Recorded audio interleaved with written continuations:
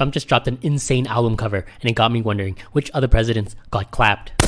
We'll start with the earliest, Abraham Lincoln. He was the 16th president of the United States. 5 days after winning the Civil War, good old Abe was out on a double date at the Ford Theater with his wife Mary, his buddy Rathbone, and Clara. When suddenly,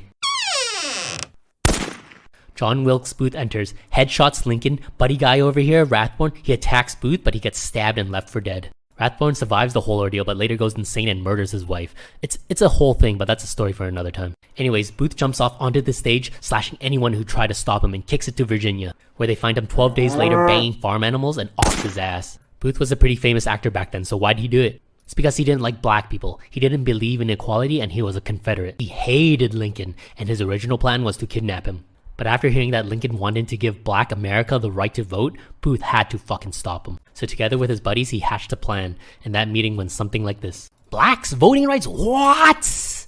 We gotta stop this shit. I got a plan. Yo, I'm motherfucking YouTube famous, right? I'll get into that play no problem and cap his ass. Yeah, you go to the VP house and you go to the Secretary of State's house. Let's clean America of its filth, boys. Wait, is he actually going? Nah, he's all talk. Yeah, so his buddies pretty much ditched him or failed. Now back to Lincoln. He took a headshot but didn't die instantly. No, he died 9 hours later with his son, Robert Lincoln, by his side, and he went with a smile. So you might be wondering, where the frick were his bodyguards? Well, they were off getting drunk. Fun fact, Lincoln founded the Secret Service the same day he died, but that didn't help him nor the next president to be dropped. James A. Garfield was the 20th president and was done in by Charles J. Guiteau. If Lincoln's assassin was filled with hate, Garfield's assassin was just hella delulu. Charles Guiteau joined a cult, but even they thought he was too crazy for them, so he left.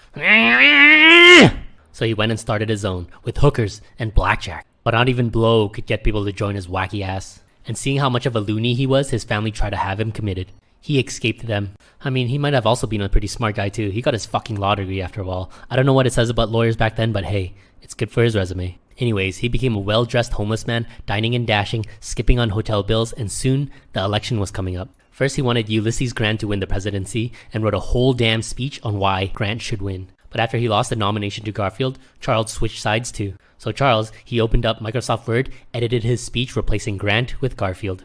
And as you can imagine, the speech, it was as trash as a Silver League player in League of Legends. And after he finished changing his masterpiece, he went out onto the streets and blathered the nonsense to anyone who would listen. No one listened. He gave out flyers to people who would take them. No one took them. And he tried to make friends with people who would be his friend. No one wanted to be his friend.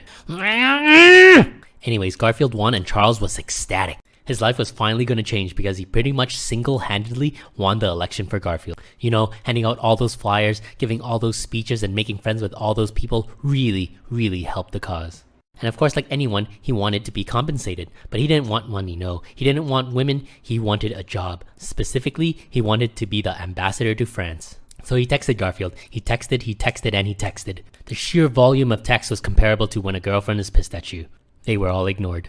So he went to the local Republican hangout spot. He was shooed away. Finally, he went to the White House to get what he deserved. He was banned. So Charles started to stalk Garfield. Hey, can I talk to? Hey, can I talk to? Hey, can I talk to? Hey, can I talk? Hey, can I talk to? Until James Blaine, the Secretary of State, had enough. Never talk to us again about this bullshit ambassador shit. Now get the hell away from us. He betrayed me. I'm gonna kill him. So Charles bought a gun for $15, just as easy to get back then as it is now. Then he schemed and prepared. He sent a letter to the army asking for protection from the hordes of people who will inevitably want him dead after he assassinates Garfield. This was ignored. So Charles went to the jail to ask for a tour to see where he would be staying after the deed was done. Come back later, man. Then he tailed Garfield for a month when finally, hey honey, see you soon. Have a good vacation, babe. This is the perfect time. But his wife is there. She's a bit crazy. I don't want to upset her. After all, we were friends once. Next time then. And next time came on July 2nd, 1881, 4 months after Garfield took office. Charles sees Garfield at the train station again and shoots him twice, but he didn't die yet. Hey doc, can you get this bullet out of me? Can't seem to find it. Lunchtime. Munch, munch, munch, munch, munch. Shit, shit, shit, shit, shit. Wipe, wipe, wipe, wipe, wipe. Alright, I'm back. Let's go. Nope, still can't find it. Sorry, Prez. No worries, man. You tried your best. Should I be worried about this black cream oozing out, though?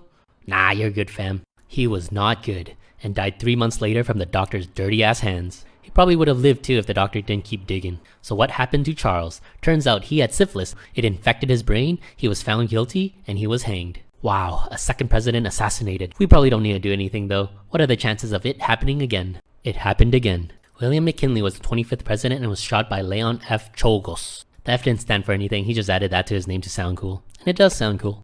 So Leon was just a regular dude who lost his job and was pissed about it. He needed an outlet.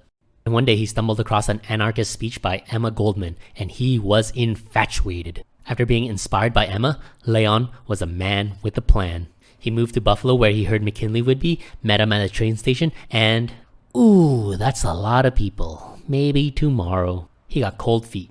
McKinley was a people's man. He loved to meet people, and on September 6, 1901, there was an expo in town, so he went. Shaking hands with the people there when he reached out to shake Leon's hand, and BAM! The crowd, after seeing Leon shoot McKinley, beat the shit out of him. Then he was executed. Mr. President, you have been shot. You Gucci? Yeah, you should see the other guy, man. I'll be fine. He died of gangrene. Was there a real reason Leon killed McKinley? No idea. Maybe he just wanted to kill his oppressors. Maybe he was just angry. Or maybe he loved Emma. Who knows? But he sure did fuck her over though. Because of this, she was deported. Oh shit, another one. Maybe you guys should start protecting the presidents from now on. Sure, why not? 62 years later. Wow, we're doing a fucking good job. Yeah, we are! Oh, fuck. John F. Kennedy was the 35th president.